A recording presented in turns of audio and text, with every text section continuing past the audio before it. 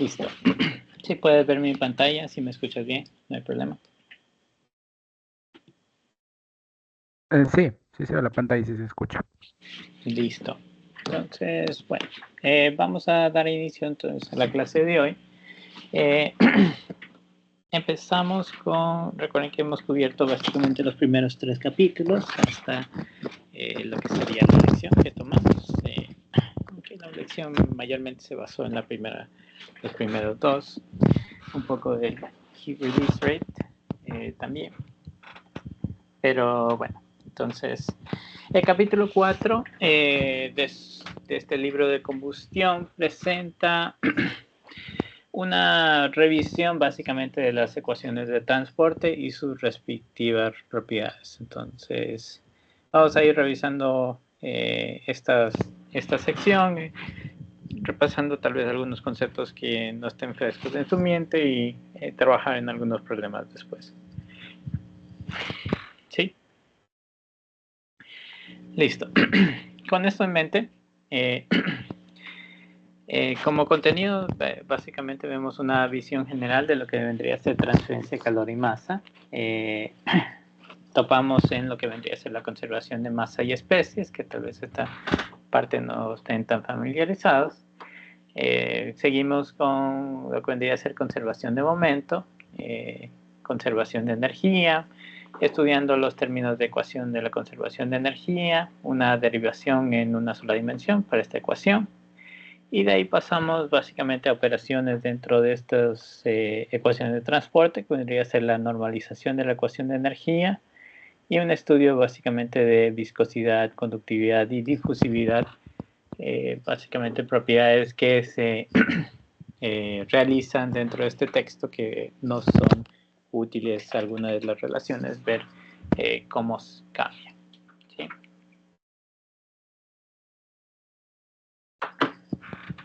Listo. En proceso de combustión tenemos que la transferencia de calor se lleva a cabo por medio de los 3 medios, ¿no? 3 formas: conducción, convección y radiación. Bueno, esto lo tienen que tener inculcado básicamente cómo son estos procesos, ¿no? La conducción puede ser modelada mediante la ley de Fourier, vista básicamente en su forma más simple como el área, la conductividad térmica y el gradiente de temperatura. Como siempre, el flujo de calor es de temperatura más alta a temperatura más baja, tenemos un símbolo negativo ahí dentro de la conducción para delinear básicamente esa dirección que va en temperatura decreciente. ¿Sí? Las unidades convencionales, las unidades SI que se utilizan son vatios o joules por segundo. ¿Sí? Tendrá básicamente el rating de muchos aparatos está en utilizando este tipo de potencia. La ley de Fourier señala que la transferencia por conducción es proporcional al gradiente de temperatura. ¿Sí? Y el gradiente de temperatura lo podemos ver como si lo discretizamos básicamente a sus formas de coordenadas rectangulares. El gradiente de temperatura con respecto a X, componente Y, el gradiente de temperatura con respecto a Y, el componente J, y el gradiente de temperatura con respecto a Z, que vendría a ser el componente K. ¿Sí? K básicamente dentro de esta ecuación lo que nos indica es la conductividad térmica. Entonces este K vendría a ser la conductividad térmica que nosotros tenemos y A vendría a ser el área del cuerpo que tendríamos en este caso. ¿Sí? La convección, a diferencia de la conducción por lo general solo involucra un proceso de difusión. Por eso es que estamos hablando de el transporte de energía térmica. Convección, a diferencia, incluye 2 mecanismos. ¿Sí? Entonces, inherentemente incluye básicamente lo que vendría a ser la conducción que tiene ya posee fluido, lo que sea que se esté estudiando, ¿no? Pero adicionalmente hay un componente asociado al flujo masivo de un fluido o advección, ¿sí? Este componente por advección es el que básicamente adiciona flujo, adiciona una velocidad. Entonces, si tratamos a la convección como una combinación entre conducción y advección, es posible aplicar la ley de Fourier, donde el gradiente de temperatura en función de la velocidad, básicamente vista de esta manera, ¿sí? Entonces, convección puede ser también vista como el área por la conductividad térmica por el gradiente de temperatura como una función de la velocidad. Y esta parte viene a ser clave, ¿no? En función de la velocidad es que nosotros tenemos también ese cambio en convección. Si la velocidad es 0, pues únicamente te queda la primera parte, que es asociada a las colisiones moleculares. Una vez que la velocidad aumenta del fluido, pues tienes la parte de advección, ¿sí? Entonces, consideramos el ejemplo más simple. Una sola dimensión, la condición de no deslizamiento, pues el gradiente de temperatura con respecto a X, es aproximadamente igual a la diferencia de temperatura que tienes entre la parte caliente y la parte fría, ¿sí? Sobre el espesor de la capa límite, ¿sí? Entonces, pensemos en nuestros mecánica de fluidos. Básicamente tú tienes un flujo sobre una placa. A medida que va avanzando por la placa, pues forma este gradiente, esta capa límite, ¿sí? Dentro de la capa límite es donde están sucediendo los procesos de transporte, ¿sí? Se supone que fuera de la capa límite tienes la temperatura del fluido libre, ¿sí? Y bueno, en la superficie tienes la temperatura superficial. Entonces, los cambios que tú tienes están dentro de lo que vendría a ser esta capa límite, ¿sí? Entonces, ahí es donde está asociado todos estos cambios que uno tiene con estos casos, ¿sí? Lo que hacemos es tomamos nuestra ecuación general y reemplazando la ecuación general, pues en vez de utilizar esta conductividad térmica, venimos a utilizar la conductividad térmica combinado con el gradiente, que vendría a ser la capa, y tomar un coeficiente de convección, ¿sí? Este coeficiente de convección es el que se vuelve difícil calcular, porque a la final depende de muchas variables, depende de la temperatura mismo, depende de la velocidad del flujo, depende de la superficie, depende de la rugosidad, depende de las condiciones de fluido, en qué etapa está, laminar, turbulento, en transición, ¿sí?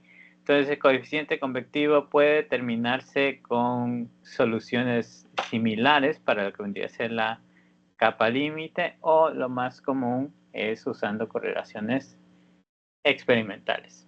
Sí, las correlaciones experimentales ha sido básicamente la forma de poder resolver nuestro problema de convección. Sí, es una forma empírica de resolver el problema en base a datos que tienes, adimensionalizando nuestro problema y aplicando básicamente las ecuaciones de transporte para estudiarlo de esa manera, ¿sí?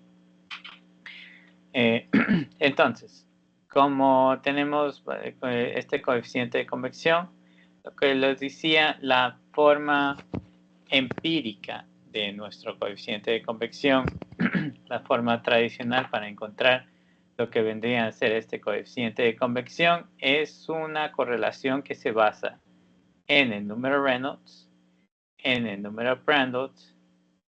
Muchas veces tendrá también la conductividad térmica y la longitud asociada dentro de este proceso. Además de un coeficiente adicional dentro del coeficiente y los exponenciales, ¿no? Que eso ya estará asociado al sistema específico que tú vayas a tener. Entonces, para procesos donde domina el efecto de la flotación, ¿sí? Esto vendría a ser convección natural. Puedes también tener el caso de utilizar el número que se llama el número Grashof y el número Randolph. ¿Sí? Entonces, esto sería para convección natural. Esto más que nada para convección tipo forzada. ¿Sí? Entonces, si domina el efecto de flotación, pues tendemos a utilizar más una función de número de Grashof. Si domina lo que vendría a ser el flujo mecánico impuesto, lo que vendría a ser convección forzada, pues tenemos la clásica empírica que varía con el número Reynolds y el número Randolph. ¿Sí?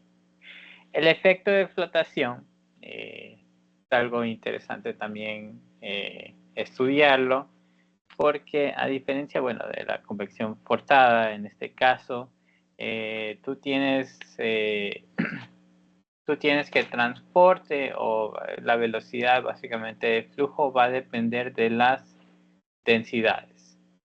¿Y de qué dependen las densidades? Pues gradiente de temperatura. ¿Sí? Entonces, mientras más diferencia de temperatura tú tengas, pues mayor va a ser la diferencia en densidades y por ende mayor va a ser el efecto de flotación. Esto en sí hace difícil la resolución de nuestros problemas de convección natural por el hecho de que se vuelve las ecuaciones de transporte de momento y energía están copladas en el sentido que tienes que resolver concurrentemente las dos ecuaciones para poder resolver tu problema de energía. Con convección forzada, por lo general, podemos resolver las ecuaciones de momento y de energía por separado, ¿sí? Y no necesariamente concurrentemente. Entonces, porque bueno, en este caso la velocidad no depende de la temperatura. Pero como acá depende de la diferencia de temperatura, ¿sí? Pues tenemos un problema más complejo. ¿Sí? ¿Hasta aquí alguna pregunta?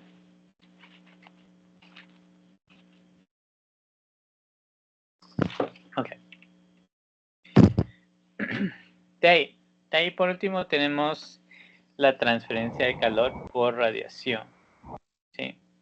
En el caso de radiación se propaga mediante ondas electromagnéticas. Este tipo de interacción no requiere de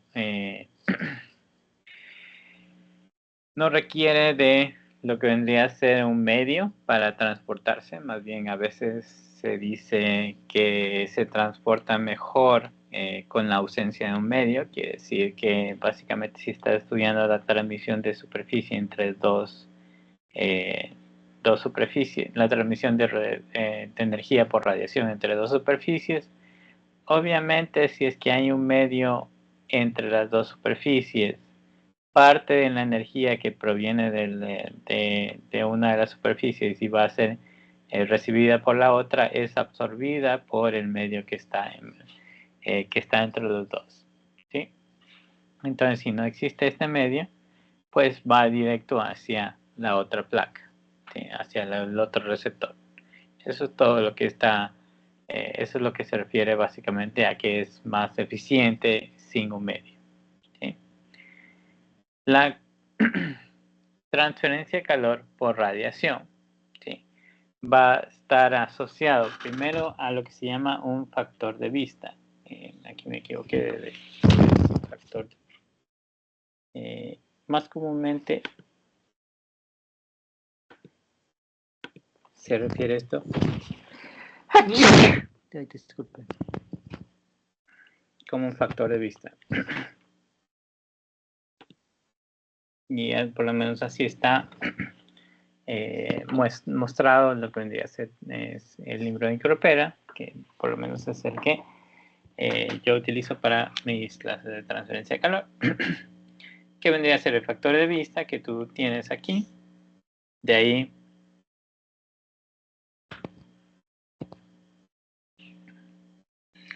el área,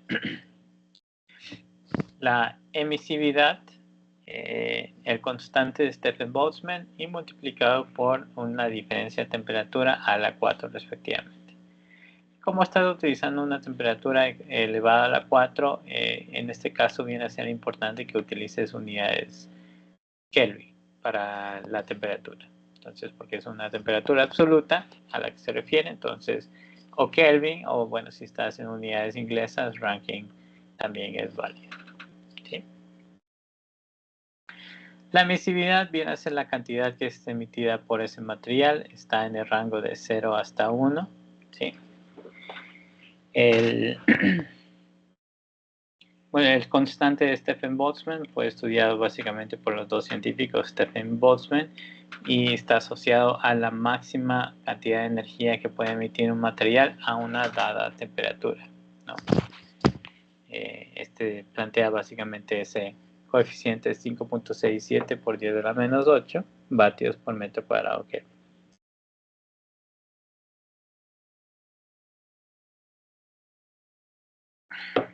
De ahí el área superficial en metros cuadrados y bueno, el factor de vista que vendría a ser un número adimensional.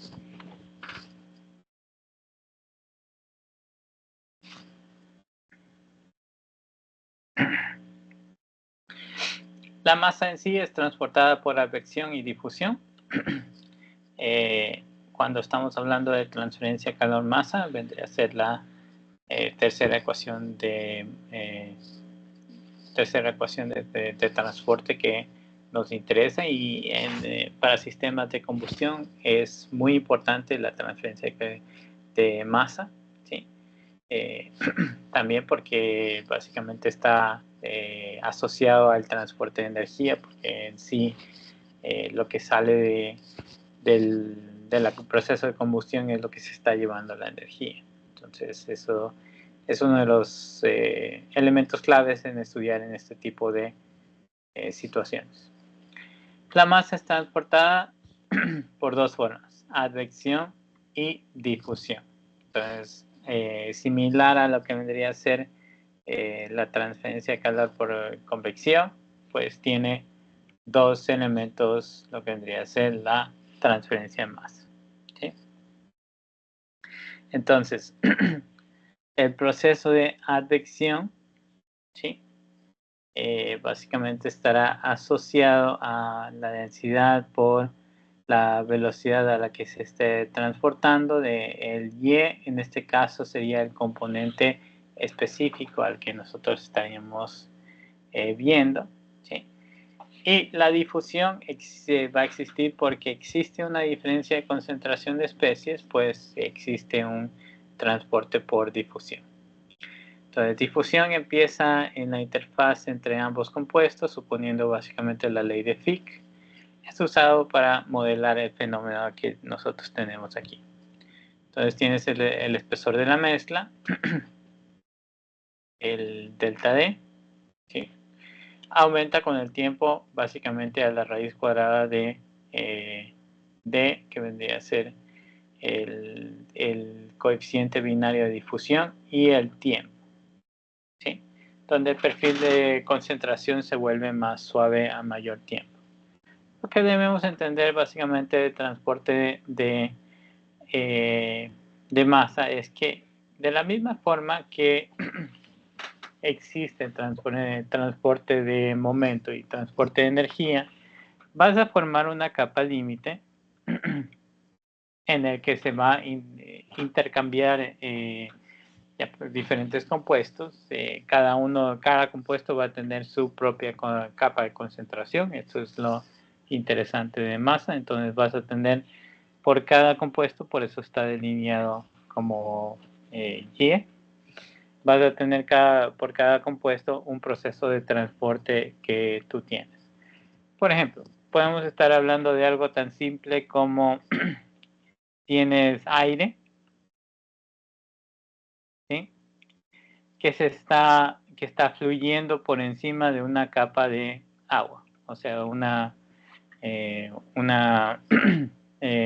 cuerpo de agua, ¿sí? Y tienes el flujo de aire por encima de ese cuerpo de agua. ¿Qué va a pasar? Si tú tienes aire seco, ¿sí? Lo que va a pasar es que el agua, porque está básicamente en forma líquida, el agua en la superficie está totalmente saturada. Entonces, la concentración básicamente de agua en la superficie de agua está al máximo que vendría a ser tu 100% al nivel de saturación. O sea, dependiendo de la temperatura a la que está, va a estar totalmente saturada. Aire seco no tiene una concentración básicamente en este caso de 0 porque está seco, ¿sí? Va a haber un transporte de agua hacia el aire, ¿sí? Entonces naturalmente va a formar esta capa límite que tú tienes aquí, ¿sí? Que sería la capa límite de concentración. Y así podemos hablar de un montón de diferentes tipos de compuestos, o sea, evaporación, sublimación, todos estos compuestos, todos estos procesos que involucran algún transporte de masa, pues va a generar una capa de concentración y así vendría a ser este transporte.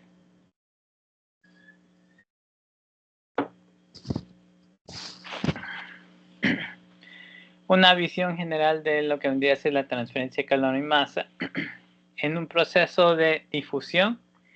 Difusión es, bueno, también como cuando nos referimos a conducción, nos referimos que es también un proceso de difusión, ¿no? Difusión de calor, en este caso.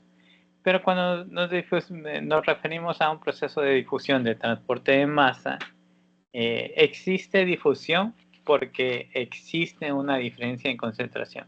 O sea, por el mismo hecho que existe una diferencia en concentración, va a existir ese transporte que tú puedas tener, ¿sí? Y podemos pensar básicamente que advección sería el proceso involucrado básicamente dentro de lo que vendría a ser convección, ¿no? Entonces, por el mismo hecho de que tú tienes una mayor velocidad en el fluido, ¿sí?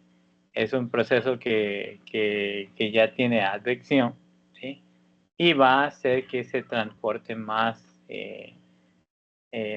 que un proceso normal de difusión. O sea, con aire quieto y agua quieta, pues el proceso natural en que se evapora es muy lento. Pero añádele básicamente una velocidad al movimiento del aire y pues va a aumentar la cantidad de evaporación que tú puedes tener sobre la superficie.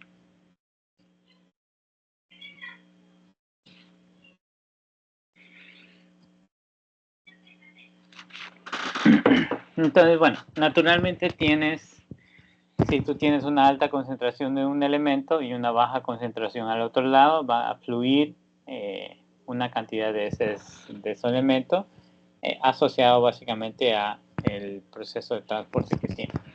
Mientras más grande es la diferencia, pues mayor es la diferencia en concentración, más rápido va a fluir. Eso es algo normal.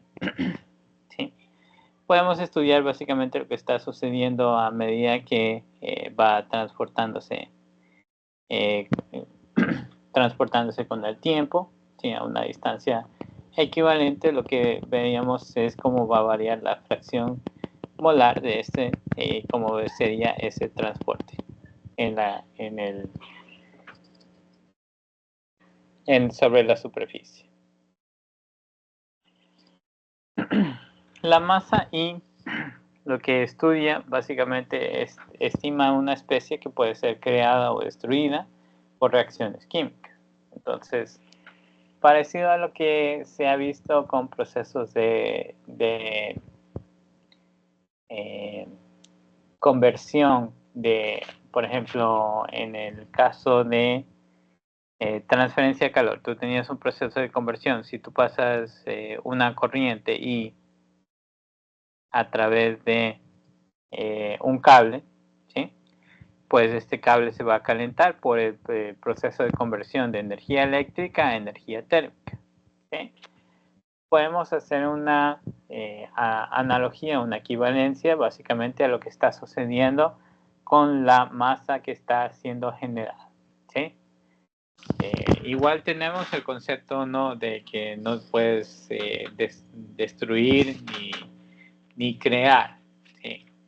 Solo la transformación es lo que se permite básicamente de masa o energía, ¿sí? Pero esto lo que se está basando es en que básicamente tú tienes, o sea, de dónde está siendo generado es porque otro tipo de masa, ¿sí?, otro tipo de componente está dividiéndose para formar este nuevo componente aquí. Entonces esto vendría a ser la masa generada de cada una de las especies que está siendo generada durante el proceso de combustión. Entonces, por ejemplo, CO2 estaría siendo generado, H2O también estaría siendo generado durante una quema de combustión, ¿sí? Y eso sería la masa generada.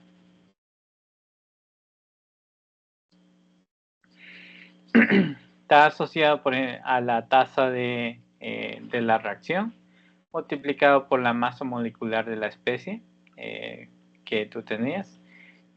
La tasa de producción molar es asociado, como dije, a la reacción química que vaya a estar ocurriendo.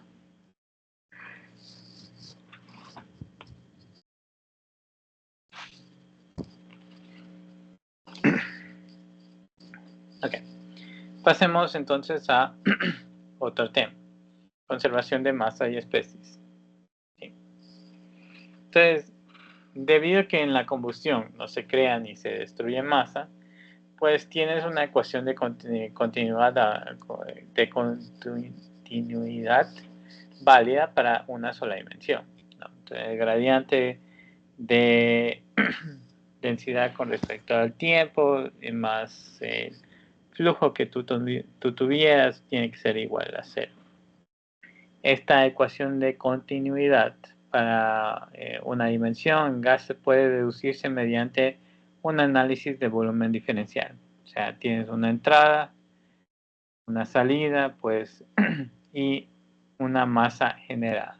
Esto vendría a ser la clave de todo de cómo tratamos este tipo de reacciones, ¿no?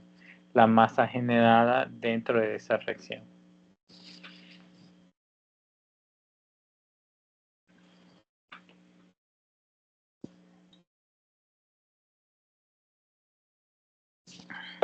Entonces, partimos por definición en lo que vendría a ser el gradiente de masa en un volumen de control con respecto al tiempo.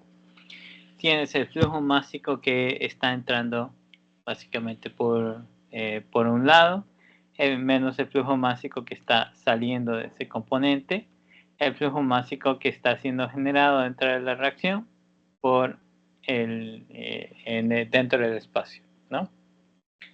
Luego de reemplazar los diferentes términos, eliminar el término diferencial y suponiendo básicamente un rho de constante, se obtiene finalmente lo que vendría a ser esta ecuación que vendría a estar aquí, ¿sí? Entonces, densidad por el gradiente de la especie respectiva con respecto al tiempo, fracción másica, más el flujo que tiene, esto estaría asociado al flujo que está entrando y saliendo en el proceso, en tu volumen de control.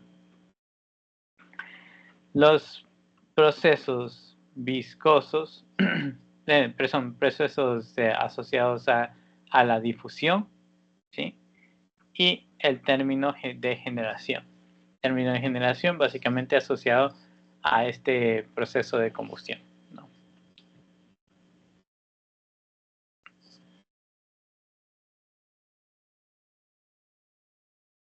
Pasemos ahora a lo que vendría a ser conservación de momento.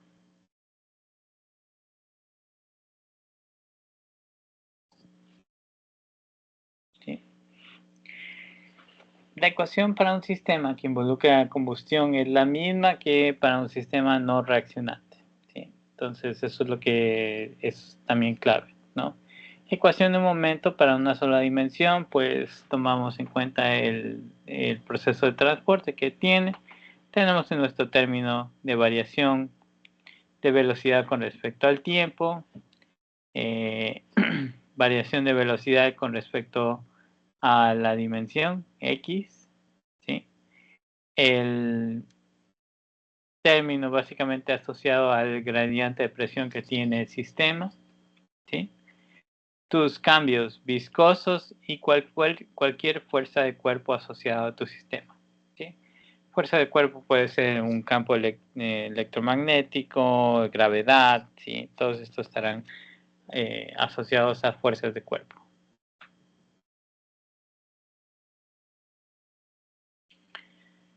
Cuando se trata de conservación de energía, tomamos en cuenta los términos de la ecuación de energía, ¿sí? Entonces, dentro de esta está básicamente la conducción, que es lo que ya vimos. Entonces, la ley de Fourier para transferencia de calor igual a su conductividad térmica multiplicado por el gradiente de temperatura con respecto a X, K siendo la conductividad térmica.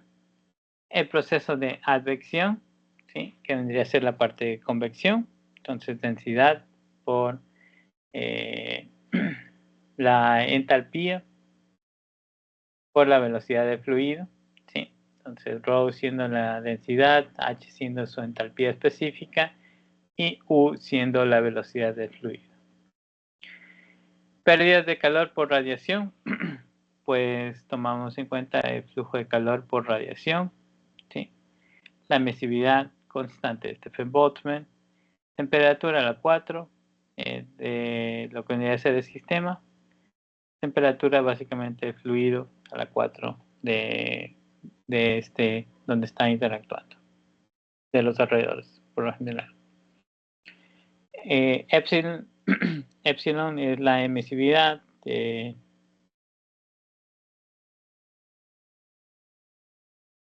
sigma vendría a ser el constante de Stefan-Boltzmann, ¿sí? De tu sistema.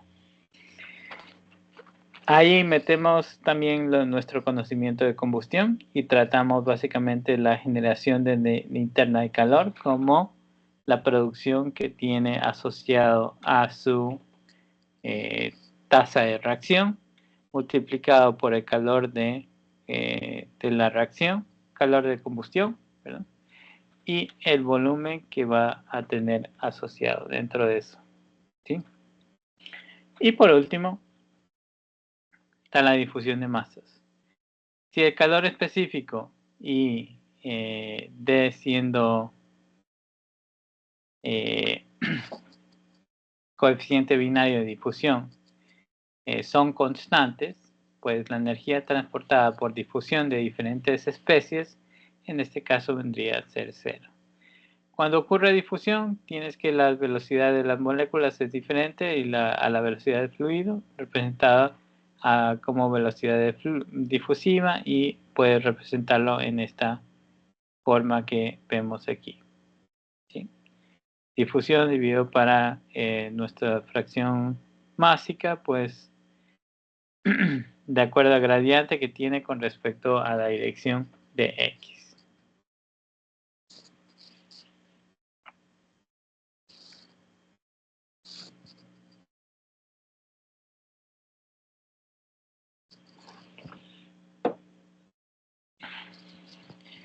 Los términos de la ecuación de energía, podemos demostrar que la energía transportada por difusión de diferentes especies, en este caso vendría a ser cero, ¿sí? Hay un poco de manipulación de nuestras formulaciones y tenemos básicamente aquí lo que está mostrado, ¿sí? La sumatoria de lo que vendría a ser cada uno de los componentes que tiene por su fracción y velocidad por la densidad, para básicamente obtener que esto de aquí es igual a el proceso que tiene por difusión, ¿sí? De acuerdo a su fracción másica. La sumatoria básicamente de estas entalpías puede ser subdividida entonces a lo que esté pasando en cada uno de los componentes, ¿sí? Para básicamente encontrar lo que vendría a ser la entalpía, como vemos acá, y una sumatoria de acuerdo a cada uno de los componentes respectivos. Entonces, bueno, la intención básicamente es todo esto es una manipulación de fórmula para obtener esta ecuación de energía en el que está asociado las entalpías, los cambios asociados al calor específico, la parte sensible, ¿sí? de nuestro sistema. Y todo esto igualaría a 0.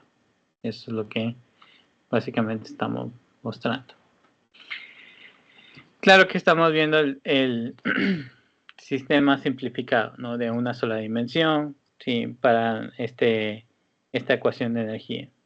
Entonces, para la derivación de una ecuación de energía, conservación de energía, pensemos en este volumen diferencial.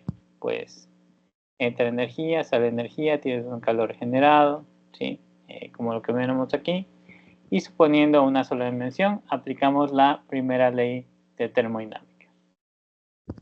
Gradiente de la energía dentro de tu volumen de control con respecto al tiempo tiene que ser igual a lo que está entrando y lo que está saliendo, menos, bueno, esto es por flujos, ¿no?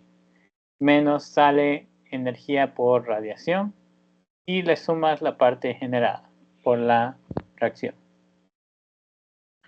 Usando la relación de termodinámica, pues la energía de tu volumen de control va a estar asociado a la entalpía que yo tengo, mi energía interna, mi energía interna, que será entalpía menos el trabajo de flujo. ¿Sí? Bueno, aquí podemos entonces discretizar lo que tendría que ser este trabajo de flujo y la entalpía. Y tomamos en cuenta eso para dividir términos para el área y así formar esta ecuación que vemos aquí. Entonces, pérdidas de energía por radiación, producción de energía debido al proceso de combustión, diferencia de energía de lo que está entrando y saliendo, o sea, de tus componentes, ¿sí? Y diferencia de presión con respecto al tiempo, básicamente para tomar en cuenta el trabajo de flujo.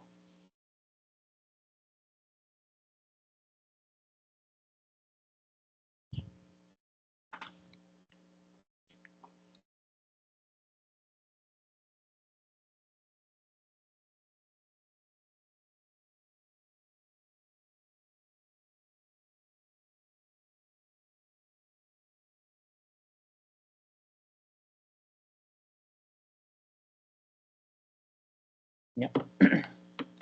Ahora tomamos el límite básicamente de una distancia que se va haciendo más y más pequeña, entonces va hacia el límite de 0 y acomodando básicamente tendremos esta ecuación. Como dije, la energía generada dentro del proceso de combustión, las pérdidas asociadas por radiación. Lo que vendría a ser el cambio de presión en tu sistema es el trabajo de flujo, pensemos en eso. El cambio con respecto a lo que está entrando, lo que está saliendo, ¿sí? La entalpía y el trabajo de flujo que yo tendría aquí.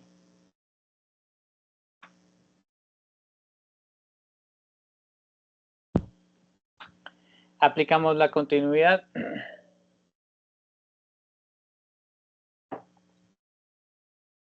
Y tenemos nuestra expresión de transporte de masa, nuestra expresión para el transporte de energía, ¿sí? La entalpía estaría compuesta por dos términos. Por simplicidad, aquí asumimos básicamente calor específico constante y que la presión no varía con respecto a la posición y que la conductividad básicamente también permanece constante. Entonces tú tienes que la entalpía será igual a su cambio, a su entalpía de formación más la parte sensible, ¿sí? El gradiente de entalpía con respecto al tiempo estará asociado a lo que vendría a ser el calor específico, ¿sí? y con respecto a X también, ¿no? Entonces, simplificando básicamente la fórmula que tú tienes aquí arriba, tomamos en cuenta estas simplificaciones de calor específico para obtener la entalpía a calor específico constante, que es una variación con respecto al tiempo y variación con respecto a la distancia. Esto igual a nuestro proceso de difusión, nuestras pérdidas por radiación y nuestra producción de energía por el proceso de combustión. ¿Sí? Importante es también ir reconociendo los términos que nosotros tenemos para estas ecuaciones de transporte. Ahora, tomando esa ecuación de transporte, ahora vamos a delimitar algunos casos.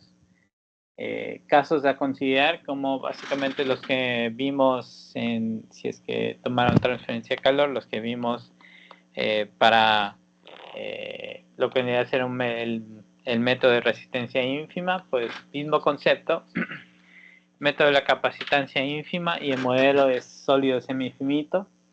Cuando tú tienes un número Biot mucho menor a 0.1, en esos casos el coeficiente convectivo que no se conoce, es posible aplicar básicamente el método de capacitancia ínfima si el espesor del volumen está dentro de la orden de magnitud de la longitud difusiva. ¿Sí? Y aquí la longitud difusiva térmica va a estar asociado a la difusividad térmica por el tiempo. Esta difusividad será conductividad térmica, densidad por calor específico de básicamente el sólido.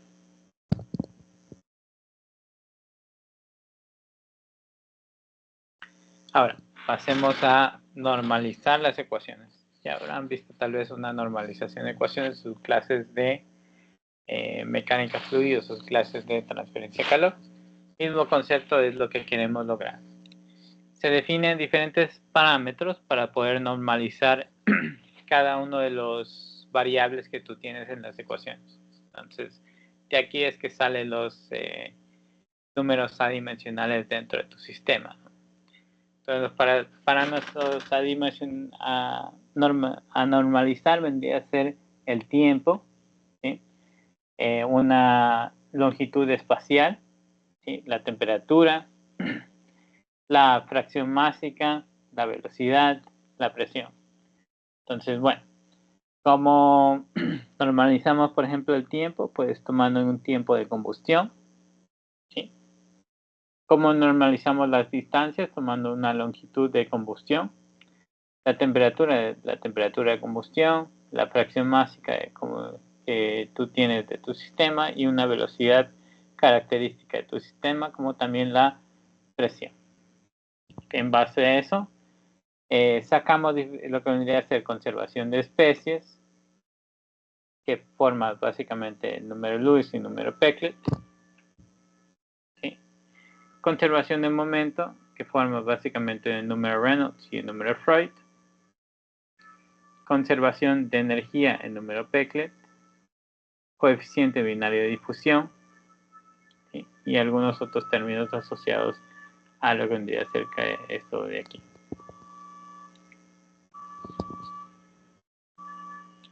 ¿Sí?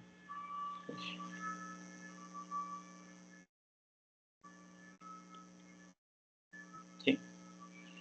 Ahora, para el primer caso, lo que vendría a ser con los números adimensionales, pues normalizamos los números adimensionales con diferentes términos que nos interesan. ¿Sí? Entonces, términos característicos de tu sistema.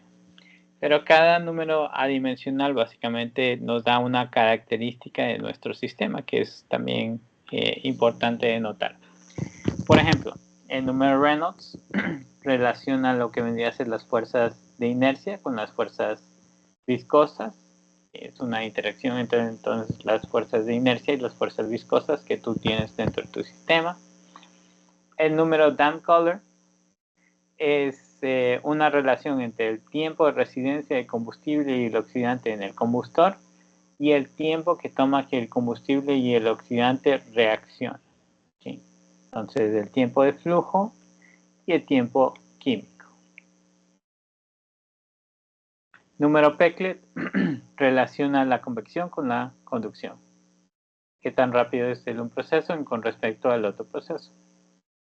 El número Lunes relaciona la difusividad térmica con la difusividad másica. ¿Sí? El número Freud relaciona la convección forzada con la convección libre.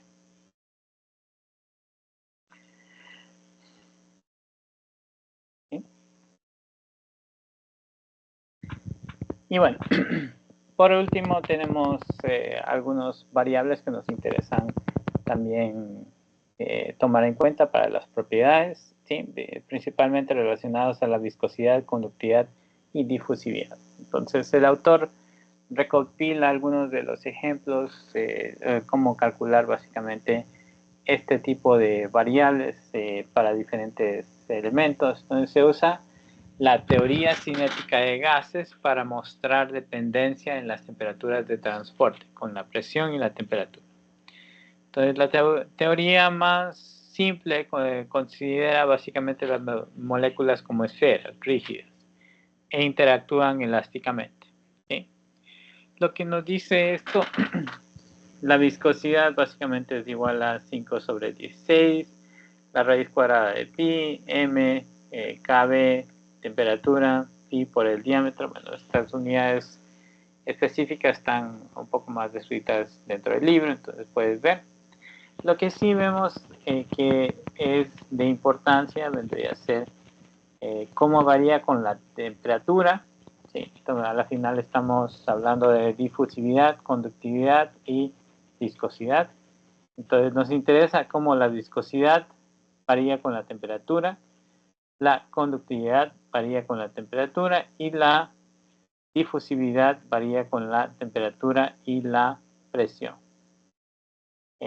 A la final la densidad es una forma inversa de ver lo que vendría a ser esta temperatura y esa presión. Entonces, ¿cómo varía? Bueno, tomando en cuenta la variación que tiene la densidad con la temperatura, pues de ahí es que sale básicamente que varía la difusividad como temperatura de la 3 sobre 2, la presión inversamente proporcional a lo que vendría a ser la difusividad, la conductividad es proporcional a la raíz cuadrada de temperatura y la viscosidad es proporcional a la raíz cuadrada de temperatura. Que muchas veces no vas a tener toda la información accesible básicamente sobre propiedades. Entonces, lo que vendría a ser estas teorías de cómo determinar las propiedades te sirven para sacar una propiedad rápida. ¿Por qué? Si sabes la viscosidad básicamente de un gas a una cierta temperatura, porque al final es una función de temperatura, ¿sí? Entonces me invento aquí que a una temperatura de 100 ya tiene una viscosidad de 10. Pues si yo quiero determinar la viscosidad a 300, ¿sí? Podemos usar la teoría de las moléculas para determinar básicamente cuánto sería esto, porque me dice que si es proporcional a la raíz cuadrada de temperatura, ¿sí? La viscosidad, entonces, por ende, si es que yo tengo 10, ¿sí? y que, o sea, para 100 y 300, básicamente la nueva temperatura a la que yo quiero obtener, utilizo un tipo de regla de 3 para básicamente obtener este resultado. ¿Sí? Entonces, temperatura de lado medio. La idea sería dividirla, ¿no? Entonces, viscosidad 1 sobre viscosidad 2 igual a la raíz cuadrada de T1 sobre la raíz cuadrada de T2. En este caso me interesa, bueno, debía hacerlo al revés para de una vez ahorrarme tiempo. Le ganamos esto. Lo voy a borrar.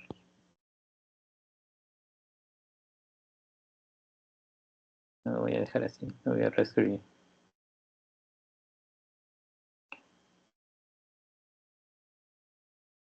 Bien. Entonces, básicamente la viscosidad en 2 será igual a por aquí arriba, viscosidad en 1, raíz cuadrada de T. Ay. No, me equivoqué.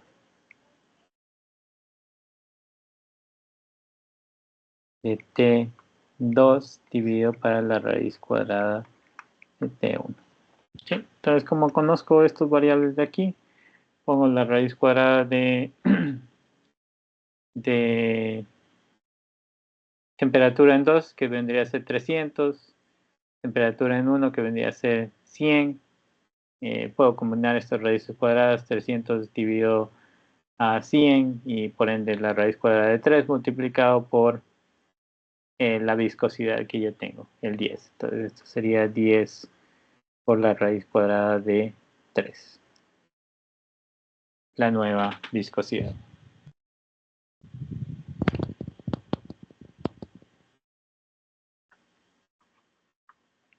¿Sí? ¿Preguntas de ahí?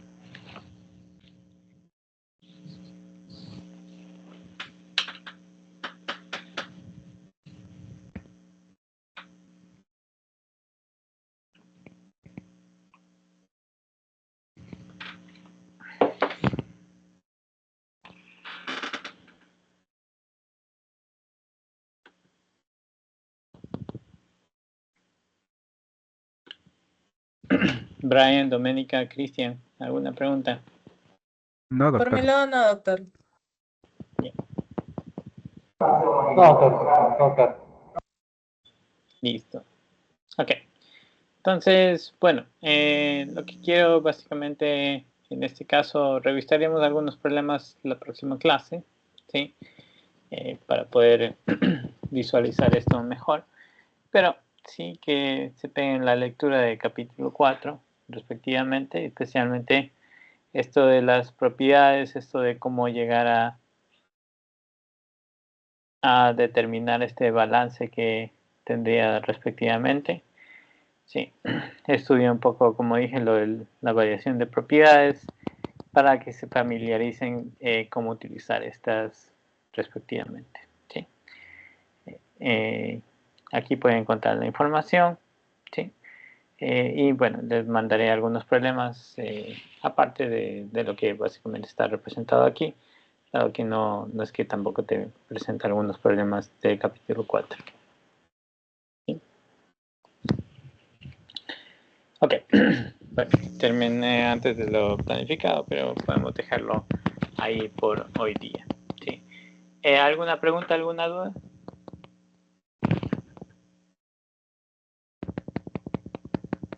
Creería que no, doctor. Listo.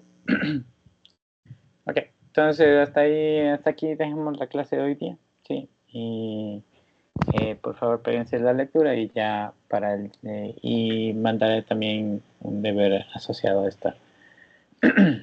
Entonces pueden revisar el aula virtual más tarde. ¿Sí? Entonces sería todo por hoy. Muchas gracias por su atención y nos vemos el día jueves. Gracias, doctor. Gracias, doctor. Gracias, Listo, pasen doctor. bien. Pase bien. Hasta luego.